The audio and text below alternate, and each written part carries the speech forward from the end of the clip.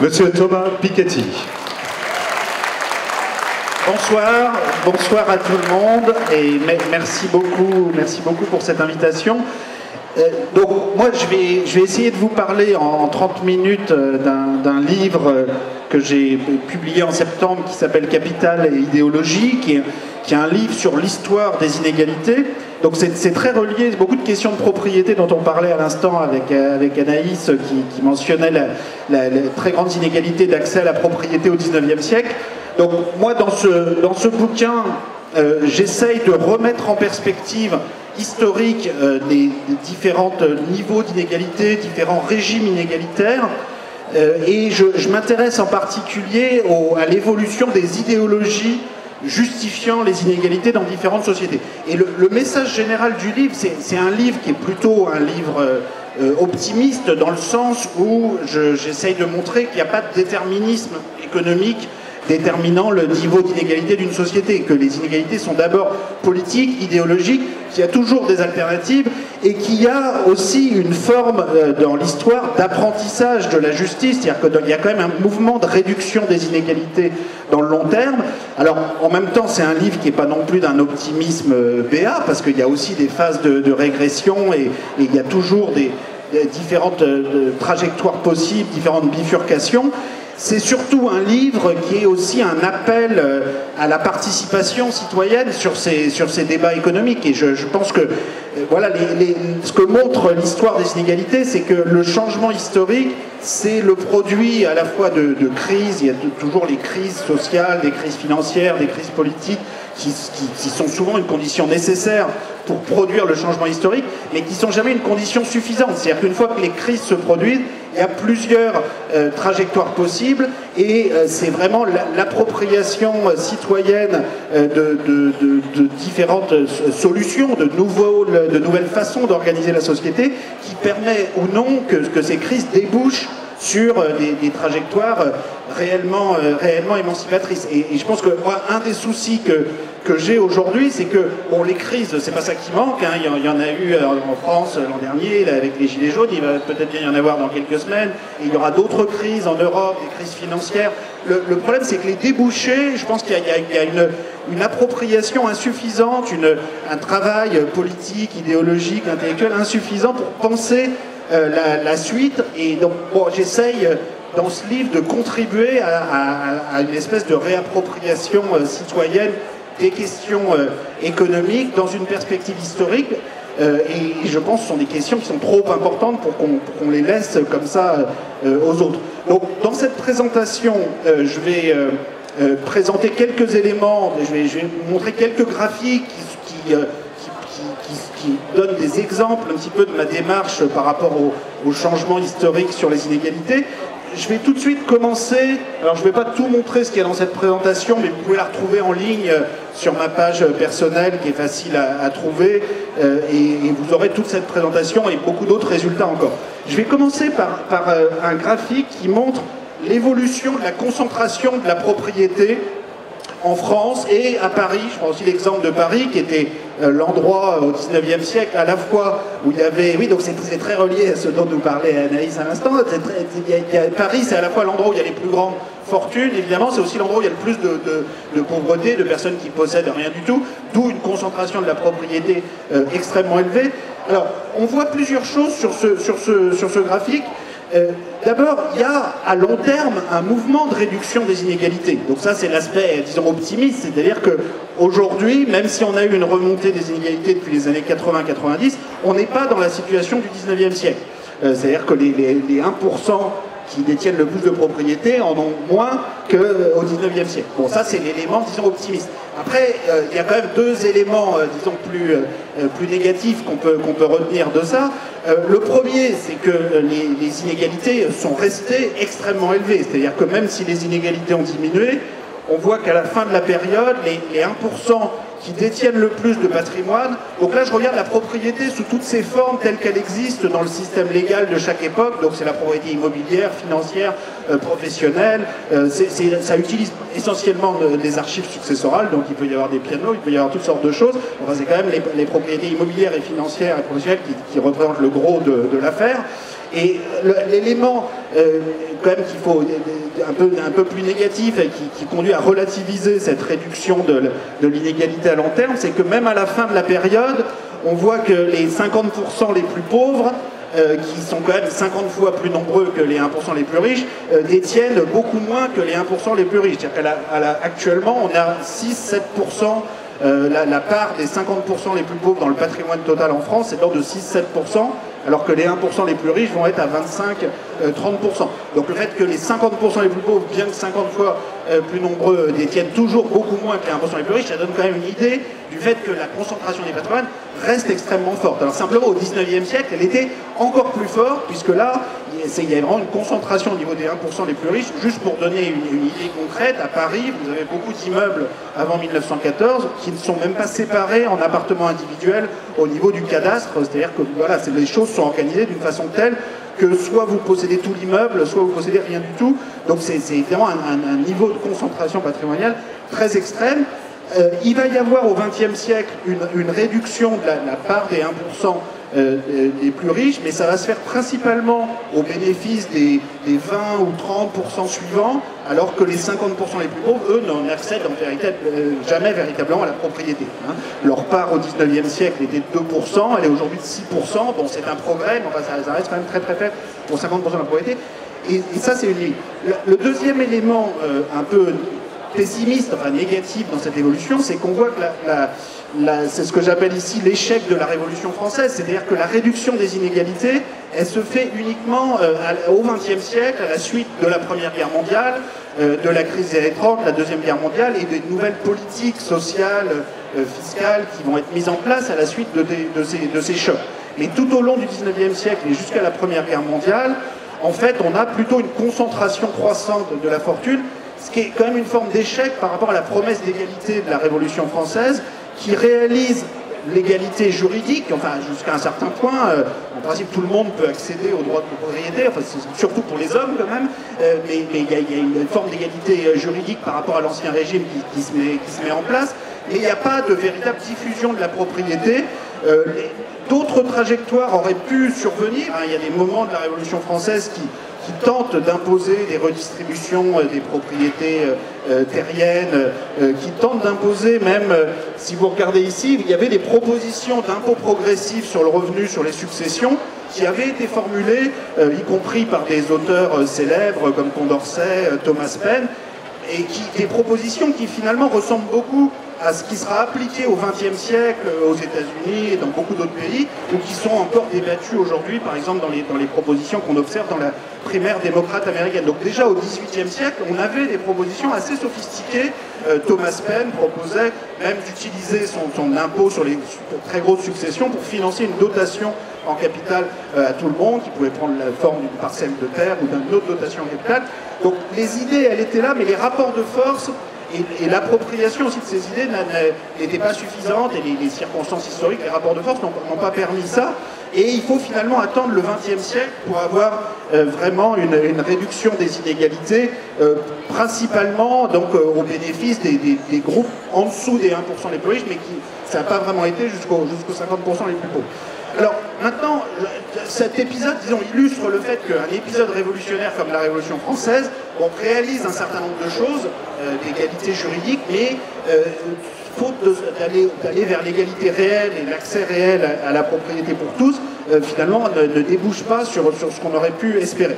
Alors au XXe siècle, on va avoir une réduction des inégalités qui est en partie la conséquence d'un processus de mobilisation sociale et de mobilisation politique avec des mouvements syndicaux, socialistes qui préparent au XIXe siècle le terrain.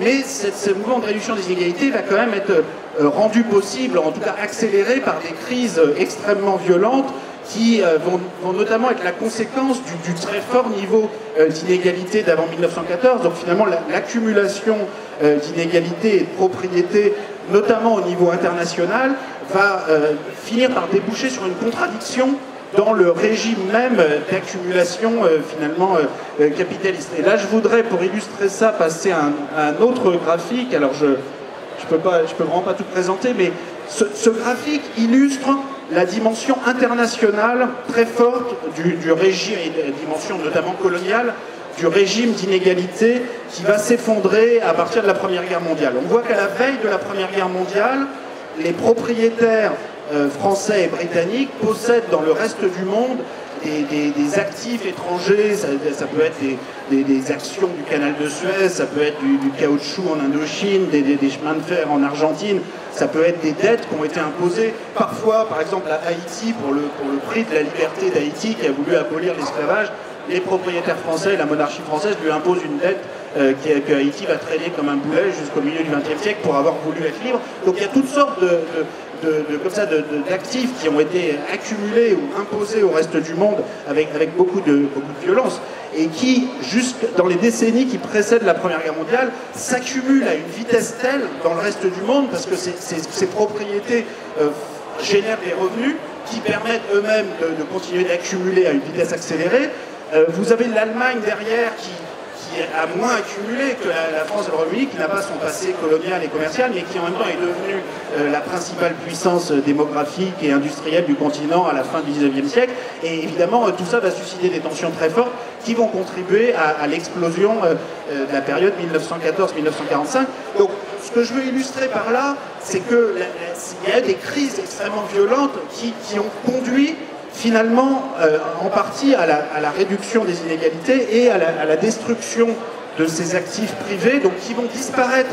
Ces très fortes détentions étrangères vont disparaître pour plusieurs raisons. Bon, il va y avoir les mouvements d'indépendance, hein, c'est-à-dire que certains actifs à l'étranger, la dette russe va être annulée après la révolution bolchevique, le canal de Suez va être nationalisé en 1956, donc il y a beaucoup de processus d'expropriation des actifs coloniaux, mais il y a aussi et surtout le financement des guerres qui fait que les propriétaires français et britanniques vont vendre leurs actifs pour financer les guerres, vont ainsi acquérir des titres de dette publique qui vont être très importants au lendemain de la Seconde Guerre mondiale, mais qui seront ensuite ramenés à zéro par l'inflation, aussi par des prélèvements exceptionnels sur les plus hauts patrimoines privés, immobiliers et financiers que met en place notamment l'État allemand entre 1948 et 1952, ce qui est une meilleure solution que l'inflation utilisée en France. Et on a oublié un peu aujourd'hui, il y a quelque chose d'ironique aujourd'hui dans le fait que ces mêmes pays, l'Allemagne en particulier, la France aussi, veulent imposer à l'Europe du Sud un remboursement éternel des dettes publiques, alors que ces mêmes pays ne s'en sont débarrassés de leurs dettes publiques à vitesse forcée après la Seconde Guerre mondiale. Donc la réduction des inégalités au XXe siècle, elle s'est faite comme ça, en partie dans la violence, avec une contradiction dans le régime d'accumulation qui a fini par mener à une explosion sociale et politique qui a transformé le régime inégalitaire. Alors pour nous aujourd'hui, bon, on n'a pas ce même type de contradiction. Alors on voit à la fin de la période certains pays, l'Allemagne, le Japon, la Chine, qui accumulent des actifs à l'étranger, mais enfin c'est pas les mêmes proportions qu'à l'époque coloniale, et a priori on ne s'apprête pas à avoir les puissances européennes ou mondiales qui s'apprêtent à s'envahir les unes les autres pour récupérer les actifs autres. A priori c'est pas l'issue qu'on peut souhaiter, et c'est pas l'issue qui peut raisonnablement se produire aujourd'hui. Donc le type de contradiction qu'on a aujourd'hui, si on veut comparer par rapport à la contradiction qui a mené à cette explosion de la première moitié du XXe siècle, c'est plutôt une contradiction entre un discours sur la mondialisation qui est censé bénéficier à tout le monde, donner de la prospérité, et puis en fait un très grand désenchantement des classes populaires, des classes moyennes qui se sont mis à se sentir de plus en plus abandonnées face à cette mondialisation, en particulier en Europe dans le contexte de l'Union européenne. Et c'est le graphique suivant que je voudrais montrer, qui, moi, m'attriste beaucoup en tant... alors, je passe là en tant qu'Européen, et je dis en tant que fédéraliste européen, et en même temps, jusqu'ici, ce qu'a fait l'Europe du point de vue des inégalités n'est pas du tout satisfaisant, et par bien des côtés a même contribué à accroître les inégalités. Et on voit ici la façon dont les électeurs, et en particulier les électeurs des milieux sociaux populaires, des classes moyennes, se sont sentis complètement abandonnés par la construction européenne. Donc ça, c'est le résultat du vote lors du référendum sur le Brexit en 2016, en fonction du décile de revenus, de niveau de diplôme, de patrimoine. Et on voit que quel que soit le critère utilisé, vous avez en gros uniquement les 30% les plus favorisés qui ont voté pour le Remain, donc pour rester dans l'Union européenne. Alors les 10% les plus favorisés ont même voté avec enthousiasme pour rester dans l'Union européenne, mais vu que les 60% les plus modestes ont voté contre, au total, c'est le Brexit qui l'a emporté, et on en est encore aujourd'hui, comme vous savez, à savoir comment tout ça va être mis en place. Alors on pourrait dire, bon, tout ça c'est le Royaume-Uni, ils n'aiment pas l'Europe, c'est particulier. Sauf qu'en fait, on a exactement le même profil si on regarde le référendum français de 1992 et de 2005, c'est-à-dire qu'on a à chaque fois, en gros, les 20-30% les plus favorisés qui soutiennent le traité de Maastricht en 92, le traité constitutionnel européen en 2005, et les 60%, parfois même 70% les moins favorisés qui sont contre. Donc en 92, ça passe légèrement pour le oui, parce que les plus favorisés votent très fortement pour le oui. En 2005, ça ne suffit pas, et le non gagne massivement. Ce que je veux que vous reteniez de ça, c'est que quand même, quand on a, sur un quart de siècle, hein, en 92, en 2005, en 2016, au Royaume-Uni, dans deux pays très différents dans leur histoire et leurs relations face à l'Europe, un tel divorce, un tel clivage social aussi marqué sur la question de l'Europe, je pense qu'on ne peut pas simplement dire voilà, c'est un malentendu, ça va s'arranger, les gens ont pas bien compris, en expliquant mieux le même projet politique, ils vont finir par comprendre et tout va s'arranger. Je pense que là, il est vraiment très urgent aujourd'hui de se rendre compte que c'est la façon dont le projet même est conçu, et qu'il y a quelque chose qui ne va pas. C'est-à-dire que le système de libre circulation des capitaux, des biens, des services, sans aucun programme social, sans aucune mesure de justice fiscale, de fiscalité commune, sans aucune mesure sur les salaires, sur l'éducation, sans aucune mesure sociale, c'est quelque chose qui conduit à renforcer les inégalités, place les acteurs économiques les plus mobiles,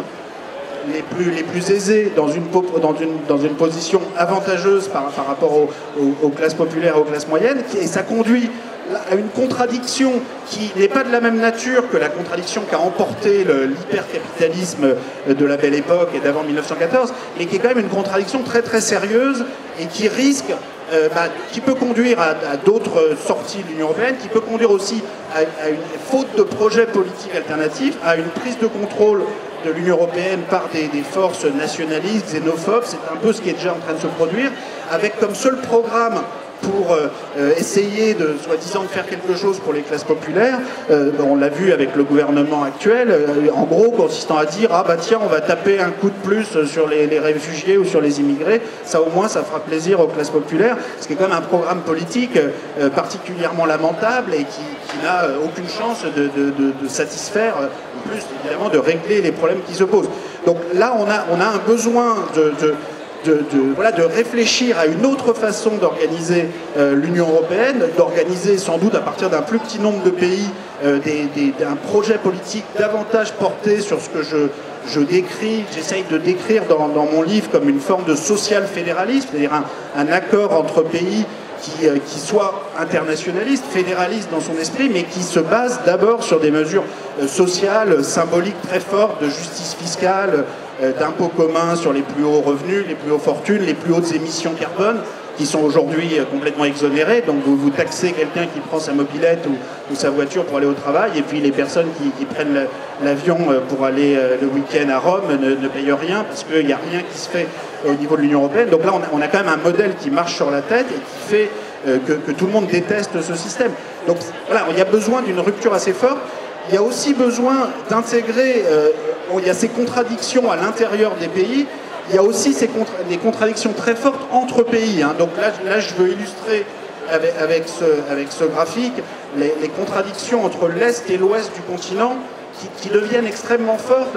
Et là, disons, vu de l'Ouest du continent, vu de la France et vu de l'Allemagne, on a tendance à se focaliser uniquement sur les transferts publics versés par le budget de l'Union européenne aux pays de l'Est, donc c'est les courbes en vert que vous avez là sur ce graphique, et à dire, bon mais quand même, regardez, on est quand même extrêmement généreux avec la Pologne, la Hongrie, on verse 2%, 3% du PIB en transferts publics de l'Union européenne. Comment se fait-il qu'ils soient aussi mécontents? Comment se fait-il qu'ils soient aussi grincheux et quand même ils sont bien ingrats? Alors sauf que du point de vue de l'Europe de l'Est, on voit une autre réalité qui est la courbe orange. Et la courbe orange, elle est tout aussi vraie que la première, mais elle est en fait plus massive, et ce sont les flux sortants de profits privés réalisés en Europe de l'Est par des investissements privés, notamment des investissements allemands, aussi français, qui réalisent de très forts niveaux de profit dans ces pays, parce que les salaires ont stagné dans ces pays. Donc l'attitude française ou allemande consiste à dire « Oh ben non, mais ça, on n'y est pour rien, c'est le niveau des salaires et des profits, c'est le marché, c'est la concurrence libre et non faussée, ça compte pas. La seule chose qui compte, ce sont ces transferts publics qui sont faits après l'opération du Saint-Esprit du marché, et ça, c'est vraiment un acte de générosité incroyable de notre part. Sauf que le marché, il tombe pas du ciel, c'est-à-dire que le niveau de salaire, il dépend de plein d'aspects du système légal, du système social, du droit syndical, du droit social, de l'existence d'harmonisation sociale ou d'harmonisation fiscale en Europe. Et tant qu'on refusera de rentrer dans ce débat, il y aura une incompréhension majeure avec l'Europe de l'Est, où les gens sont tout à fait conscients du niveau très bas des salaires par rapport à ce qu'on a de l'autre côté de la frontière, par exemple en Allemagne, et des niveaux de profit extrêmement élevés qui sont réalisés. Et donc là, si on regarde que d'un côté du problème, et surtout si on continue de sacraliser l'équilibre de marché comme quelque chose de naturel, de bon et juste, on ne va jamais réussir à construire une communauté européenne ou une communauté politique, parce qu'on ne peut pas réguler une communauté de 500 millions d'habitants, enfin ni d'ailleurs de 60 millions d'habitants, uniquement avec des relations de marché, avec un saupoudrage de redistribution après que le marché ait généré ces inégalités. Donc c'est toujours tentant pour les gagnants du système de marché, pour les puissances économiques dominantes, de décrire l'équilibre de marché comme fondamentalement juste et bon, mais c'est en fait très hypocrite. On a le même type d'incompréhension, et je veux finir là-dessus, entre le nord et le sud du continent européen, notamment à la suite de la crise de la zone euro. Donc là, vous avez l'évolution des taux d'intérêt sur la dette publique sur la zone euro. Alors ça peut paraître technique, mais c'est très important, parce que vu les niveaux de dette publique, si vous avez un taux d'intérêt de 5 ou 10% plutôt que de 2 ou 3%, ça peut vous mettre tous vos budgets publics par terre, et ça peut représenter plusieurs fois le budget de l'éducation, de la santé qui passe d'un côté ou de l'autre. Que s'est-il passé ? Avant la crise de 2009, tous les pays de la zone euro avaient le même taux d'intérêt. Et puis il y a eu, après la crise de 2009-2010, une spéculation financière extrêmement forte sur le taux d'intérêt des pays d'Europe de l'Est, des pays d'Europe du Sud, excusez-moi. Et alors les choses se sont un peu calmées à la fin de la période, mais il est resté de tout ça quand même des très graves malentendus. C'est-à-dire qu'il y a des lectures des événements qui sont complètement différents au nord et au sud. C'est-à-dire que là encore, vu de la France et de l'Allemagne, la lecture des événements, c'est de dire « Ah, quand même, on a été vraiment super généreux avec la Grèce, puisqu'ils s'apprêtaient à se prendre des taux d'intérêt de 10% dans la figure sur les marchés, et nous, on leur a reprêté à 3 ou 4 ou 5% ce qu'on avait emprunté à 1 ou 2%. » Et alors, vu des Grecs, la lecture est très différente. La lecture, c'est de dire, mais attendez, vous vous êtes fait quand même une sacrée marge financière sur notre dos, donc c'est quand même pas particulièrement généreux votre histoire. Et donc là encore, tout dépend quel référentiel on prend. C'est-à-dire, si on prend comme référentiel les prix du marché, l'équilibre du marché, alors on peut avoir effectivement le discours franco-allemand de la même façon qu'avec l'Est de l'Europe, consistant à dire, à regarder comme on a été généreux. Mais on peut aussi considérer, et moi ça me paraît plus convaincant, que les prix du marché, comme souvent, n'ont rien de particulièrement objectif ou bon ou juste. En l'occurrence, c'est des mouvements de spéculation financière avec des jeunes traders qui arrivent le matin et qui se disent « Tiens, quel prix je vais mettre sur la Grèce ce matin ?» Et voilà, ça part dans tous les sens, dans le décor, ça peut mettre des budgets publics entiers dans l'air. Donc, une conclusion plus raisonnable à tirer de tout ça, c'est que il faudrait, à partir du moment où on a une monnaie unique et qu'on veut construire une communauté politique ensemble, il faudrait qu'il y ait un même taux d'intérêt, une même dette publique, une même assemblée de la zone euro pour décider du niveau d'investissement public et pour mettre fin à ce type de spéculation financière. Et sur toutes ces questions de dépassement de l'organisation actuelle de l'Europe, de la zone euro, vraiment basée sur des relations de marché, moi je m'inquiète beaucoup du fait qu'il n'y a pas beaucoup de préparation des crises suivantes. C'est-à-dire que des crises, il y en aura d'autres, en France, en Italie, partout. La question c'est qu'est-ce qu'on fait après les crises, et très souvent, moi je me rends compte des difficultés de développer un débat là-dessus. On a essayé avec des collègues juristes, politistes, économistes, Stéphanie Hennette, Antoine Vauchez, Anne-Laure Delatte l'an dernier, de développer un manifeste pour la démocratisation de l'Europe, reposant sur l'idée d'une assemblée pour les pays qui le souhaitent. Ça peut être un beaucoup plus petit nombre de pays que la zone euro actuelle, ou a fortiori que l'Union européenne actuelle. Si le Luxembourg ne veut pas rentrer dedans, tant pis pour eux, ils finiront par comprendre voilà, ils auront des sanctions s'ils continuent avec leur manque absolu de transparence financière, mais au moins il faut convaincre les autres pays qui ne sont pas, en tout cas à ce jour, des paradis fiscaux, la Belgique, l'Allemagne, l'Espagne, l'Italie, au moins certains d'entre eux, de rentrer dans un mécanisme de coopération avec un modèle de développement qui soit un modèle social, équitable, durable et avec des décisions politiques pour finalement réguler le capitalisme. Et bon, on a eu beaucoup de mal, on a eu un certain nombre de signatures sur ce manifeste, mais c'est vrai qu'une des réactions les plus courantes, c'est de dire, c'est une espèce de grande désillusion, c'est-à-dire de dire de toute façon, tout ça est impossible, on ne changera jamais les règles. Et moi, je voudrais vraiment m'inscrire en faux, en conclusion, contre ce pessimisme, parce que je pense que, évidemment, les choses ne vont pas changer comme ça, paisiblement, juste par la délibération, simplement, parce qu'on en aura parlé à Grande Contrôle ce soir. Mais il faudra des crises, mais il y aura des crises. Et là, ce qui compte, c'est après les crises, c'est très bien de dire, voilà, on va attendre le moment où tout s'effondre, etc. Mais de toute façon, ce qui compte, c'est comment les choses seront reconstruites après les crises. Et là, je pense que les répertoires d'idées, de solutions qui auront fait l'objet ou non d'une appropriation, d'une délibération citoyenne avant les crises, joueront un rôle important. Et c'est quelque chose que je décris tout au long de l'histoire dans mon livre Capital et idéologie. Alors, une des raisons, et je vais m'arrêter là, pour lesquels aussi on a du mal à développer ce débat sur la justice fiscale, la justice économique en Europe, c'est qu'il y a une solution un peu miracle qui est apparue ces dernières années, et je vais conclure sur ce graphique, qui est la création monétaire. Donc comme vous savez, la Banque Centrale Européenne a imprimé énormément d'argent, alors tout ça c'est électronique, hein, c'est sur un ordinateur, mais ça a quand même beaucoup de conséquences, pour sauver les banques, sauver les banquiers. C'est beaucoup d'argent. Hein. Donc là, sur 10 ans, sur les 10 dernières années, on est passé de 10% du PIB à 40% du PIB, la taille de la création monétaire de la Banque Centrale Européenne. Donc 3% du PIB européen supplémentaire chaque année pendant 10 ans. Pour donner un ordre de grandeur, c'est 3 fois plus que le budget complet de l'Union européenne, qui est à peu près d'1% du PIB de l'Union européenne, et qui pourtant couvre la politique agricole commune, Erasmus, les fonds structurels régionaux, qui est voté par un parlement, un conseil des chefs d'État, une procédure très lourde. Bon, bah, les banquiers centraux, d'un coup de cric, dans le huis clos d'un conseil d'administration, ils ont créé 3 fois plus de ressources chaque année pendant 10 ans que tout ce budget. Donc ça donne une idée. Donc tout ça, ça a un peu détraqué les perceptions. C'est-à-dire que beaucoup de gens maintenant se disent, et moi j'en ai fait l'expérience quand on a proposé notre traité de démocratisation de l'Europe, avec notre assemblée de la zone euro, nos jolis impôts sur les hautes fortunes européennes, etc. Les gens nous ont dit, beaucoup de gens nous ont dit, mais écoutez, vous nous emmerdez avec vos histoires d'assemblée et d'impôts, c'est beaucoup trop compliqué, il suffit d'imprimer de l'argent, c'est ce qu'on a fait pour sauver les banques, bah, on va faire ça pour sauver le climat, pour investir dans les universités, et je comprends cette réaction, c'est-à-dire que c'est vrai que sans doute dans notre projet, on ne misait pas suffisamment sur la monnaie, qui fait partie de la solution.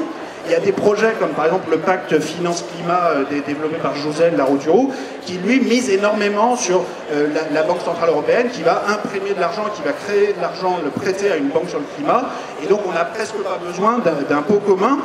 Et je pense vraiment que la monnaie fait partie de la solution. En même temps, on ne va pas se raconter d'histoire. Comme mode de gouvernance démocratique, la création monétaire, la Banque Centrale Européenne, un conseil d'administration de banque centrale ou d'ailleurs de banque pour le climat, c'est quand même pas la panacée en termes de délibération démocratique.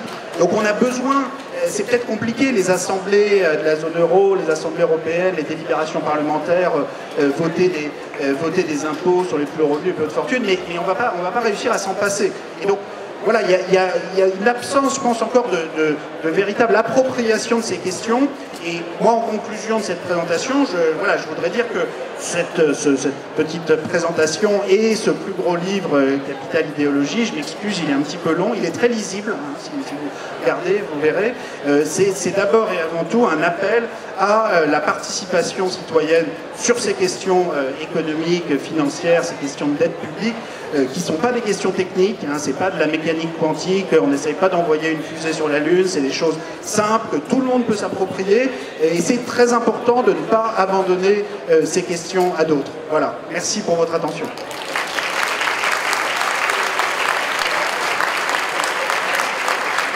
Nous allons passer au temps de questions. Donc les micros circuleront dans la salle. N'oubliez pas de placer le micro très près de la bouche pour qu'on nous puissions vous entendre. Et j'attends que des mains se lèvent.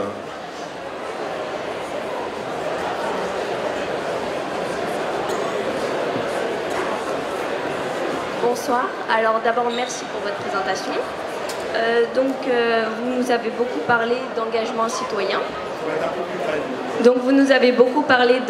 citoyen.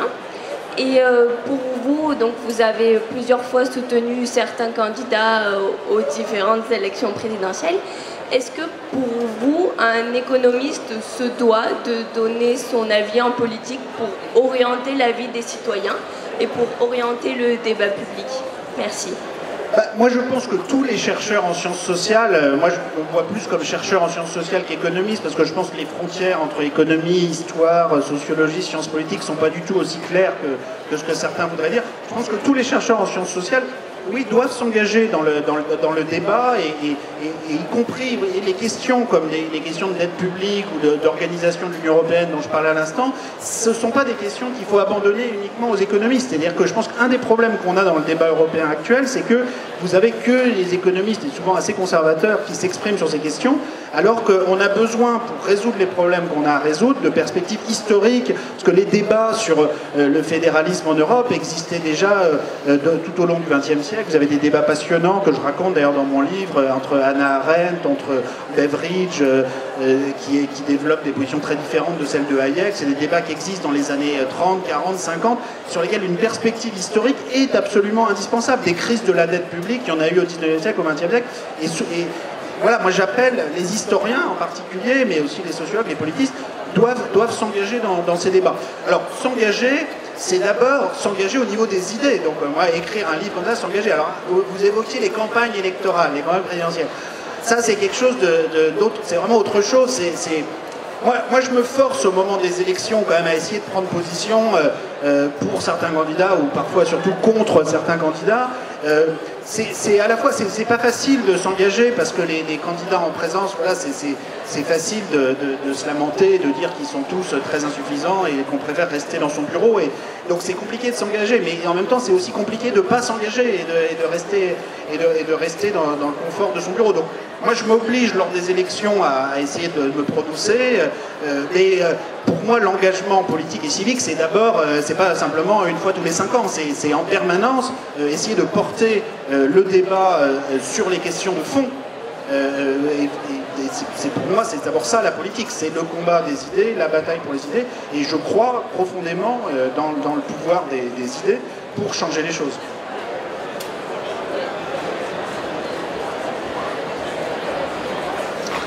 Bonsoir. Bonsoir. Vous avez mentionné comme un des problèmes majeurs à la fin de votre exposé la différence qui existe entre la zone de souveraineté monétaire et la manière dont cette souveraineté monétaire est gérée par une banque centrale et la zone de souveraineté, on va dire, démocratique, et le fait qu'il serait bien de pouvoir réunir en fait ces deux zones de façon à retrouver en fait un débat démocratique sur la manière dont on utilise nos moyens monétaires et financiers pour faire avancer la société qu'on veut construire. Et je voulais savoir si ce problème qu'on a déjà du mal à régler au niveau de l'Union européenne risque pas d'être amplifié avec une montée en puissance du système des DTS qui pourrait à terme priver en fait toute entité démocratique souveraine à quelque niveau que ça soit la capacité de jouer avec l'instrument monétaire pour l'organisation de sa société. Alors, ce sont des questions qui se posent pas seulement au niveau de l'Union européenne et de l'euro. C'est-à-dire qu'il y a d'autres communautés politiques, régionales dans le monde, au niveau de vastes régions, qui peuvent se poser les mêmes questions. Si je prends le cas du franc CFA en Afrique de l'Ouest, il y a beaucoup de débats actuellement pour essayer de sortir du système franc CFA qui est quand même très marqué par la tutelle française, la tutelle de Bercy, et essayer de développer, non pas de se débarrasser de cette monnaie commune pour avoir une monnaie pour chacun des pays, ce qui n'est pas forcément la bonne solution, parce qu'on se placer dans la main finalement des marchés financiers, des multinationales qui sont encore plus puissantes face à chaque pays isolément que face à un ensemble de pays. Et donc un des projets qui est discuté par beaucoup, c'est de voir dans quelle mesure la CEDEAO, qui est la communauté des États d'Afrique de l'Ouest, peut se donner une monnaie avec essayer de faire mieux que l'euro. C'est-à-dire il y a des livres très intéressants qui s'écrivent actuellement, des réflexions en Afrique de l'Ouest pour dire, bon voilà, l'euro, une des limites, ça a été de vouloir faire la monnaie sans la politique, et sans l'impôt, sans le budget, sans l'assemblée démocratique. Et donc il faut essayer de faire mieux. Et moi j'espère qu'ils vont tirer parti aussi de ces erreurs pour faire mieux. bon, il faut aussi qu'en Europe, il y a eu une erreur fondamentale dans les années 80-90, je pense, de se lancer dans la monnaie unique sans mettre en place les soubassements politiques et démocratiques permettant de faire ça. Et en particulier, une des grandes erreurs, ça a été en même temps l'aspect le plus criant des erreurs du traité de Maastricht de 1992, c'est tout ce qui concerne la libre circulation des capitaux sans aucune régulation collective. Donc là, on a institué un espèce de droit sacré à vous faites fortune dans un pays en utilisant ses infrastructures, son système d'éducation, etc. Et ensuite, vous avez un droit sacré à pouvoir appuyer sur un bouton, sortir la fortune ailleurs, et plus personne ne peut retrouver votre trace, plus personne ne sait qui possède quoi où, parce qu'il n'y a aucun, dans le traité, il n'y a aucun échange automatique d'informations qui est prévu, il n'y a aucune fiscalité commune. Et après, 30 ans plus tard, on dit, ah bah mince, c'est ballot, on ne sait pas qui possède quoi où, donc on ne peut vraiment pas faire payer d'impôts aux personnes qui possèdent un peu quelque chose, bah on va être obligé de tout faire reporter sur les classes moyennes et les classes populaires. Et sauf que ce système, c'est pas tombé du ciel, c'est-à-dire c'est un système légal extrêmement sophistiqué qui a permis ça. Et il y a des travaux aujourd'hui, je pense à un livre de Katrina Pister, qui est une juriste allemande, qui a travaillé, qui a un très beau livre qui s'appelle The Code of Capital, où elle regarde justement comment les systèmes juridiques d'abord permettent de coder et parfois de protéger au-delà de toute raison les droits de propriété. Et bah, en l'occurrence, il aurait fallu et il faudrait à l'avenir réécrire complètement ces traités sur la libre circulation des capitaux pour avoir une véritable régulation publique derrière. Et ça ne va pas se faire avec l'unanimité. C'est-à-dire qu'on ne peut pas attendre que voilà, le Luxembourg, de façon volontaire, dise « Ah bah oui, vous avez raison, on n'aurait pas dû faire ça ». Donc il y a un moment, ça exige forcément un rapport de force, une sortie de certains traités, à condition de mettre sur la table des propositions alternatives de nouveaux traités. Donc moi j'insiste beaucoup sur cette... Voilà, il y a des moments, il y a besoin de crise, il y a besoin de sortir, c'est pas parce qu'on a fait des erreurs dans les années 80 qu'on va dire, bon bah maintenant c'est trop tard, on est obligé de continuer avec pendant 50 ans. Il y a des fois, il faut reconnaître les erreurs, mais à condition de mettre d'autres traités, d'autres organisations de la mondialisation alternative sur la table. J'aurais voulu revenir sur les inégalités dont vous avez parlé pour la France et l'impact qu'a eu la Première Guerre mondiale sur justement la diminution de ces inégalités. Bon, comme il n'est pas souhaitable qu'il y ait encore des guerres mondiales dans le futur, quel est l'événement qui pourrait justement favoriser cette diminution à nouveau? Et pensez-vous que tout ce qui se passe à propos du réchauffement climatique et le changement de société que ça va entraîner pourrait jouer ce rôle? Alors oui, ça pourrait jouer. C'est vrai qu'on voit que c'est un facteur de mobilisation sociale de la jeunesse pour demander un changement de système économique. En même temps, je pense que si on attend que les conséquences du changement climatique dans la vie quotidienne deviennent suffisamment fortes pour que vraiment les gens, et pas simplement une fraction de la jeunesse, mais vraiment la population massivement se mobilise, on risque quand même d'attendre un peu longtemps et ça risque surtout d'être trop tard.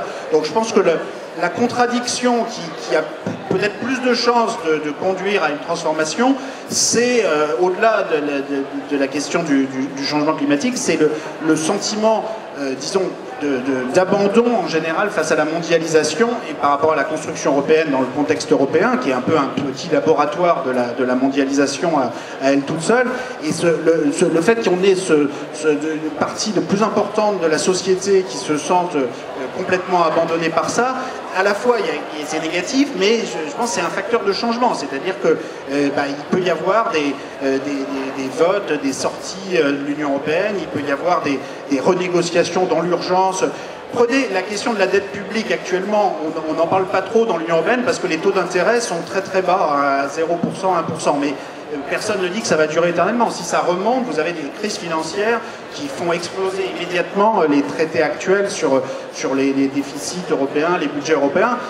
Et il y a un tel mécontentement par rapport à ce système que je pense qu'il va y avoir un besoin de créer autre chose. Enfin, je rappelle quand même qu'après la Seconde Guerre mondiale, le choix qui a été fait, notamment par l'Allemagne et par la France et par la plupart des pays européens, c'est de dire, écoutez, la priorité, c'est pas la dette publique financière héritée du passé, c'est l'avenir. Alors à l'époque, c'était pas le réchauffement climatique, mais c'est l'investissement dans les infrastructures, dans l'éducation. Et pour finir, c'est un choix qui a très bien fonctionné. Et aujourd'hui, je pense quand même qu'on voit le début de mobilisation dans les mouvements des Gilets jaunes. Il y avait beaucoup de banderoles sur l'annulation de la dette, sur la Banque centrale, la reprise de contrôle de la Banque centrale, parce que même sans rentrer dans les détails des statistiques que je viens de montrer sur le bilan de Banque centrale, tout le monde a bien compris qu'il y a quand même quelque chose depuis 10 ans qui avait complètement changé au niveau de la création monétaire. C'est-à-dire qu'il y a 10 ans, tout le monde se disait, bon, mais en fait, on ne peut pas régler les problèmes comme ça avec autant de création monétaire. Là, 10 ans plus tard, tout le monde se dit, non mais attendez, en fait, c'est très facile, pourquoi on ne fait pas ça pour résoudre nos problèmes de dette? Pourquoi vous vous embêtez avec vos histoires de dette et de déficit tout le temps? Et tant que les dirigeants de l'Union européenne n'auront pas un récit à raconter pour montrer qu'ils peuvent faire mieux que la monnaie pour résoudre ces problèmes-là, et qu'ils auront simplement un discours basé sur l'austérité, ça ne convaincra personne. Et donc là, il y a un potentiel de changement qui peut amener à des évolutions dans la bonne direction. Bon, ça peut aussi donner lieu à une exploitation par des forces politiques purement anti-européennes, nationalistes, xénophobes, qui ne régleront absolument pas les problèmes sociaux et économiques parce qu'ils sont trop obsédés par leur nationalisme et leur exacerbation des conflits ethniques, religieux ou perçus comme tels.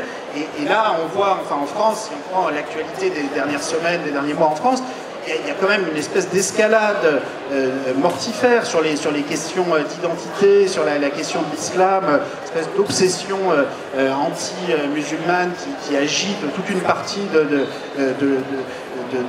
des élites, de la classe politique, d'éditorialistes. C'est quelque chose d'extrêmement inquiétant. Et je pense que voilà, il faut absolument mettre le débat sur la question de la justice économique, la réduction des inégalités, de la lutte contre les discriminations, pour sortir de ce risque-là. Donc il y a un potentiel de changement très fort lié à ce mécontentement, mais qui peut donner, qui peut conduire à des débouchés très différents, en partie suivant aussi les mobilisations qui se mettent en place sur des programmes alternatifs.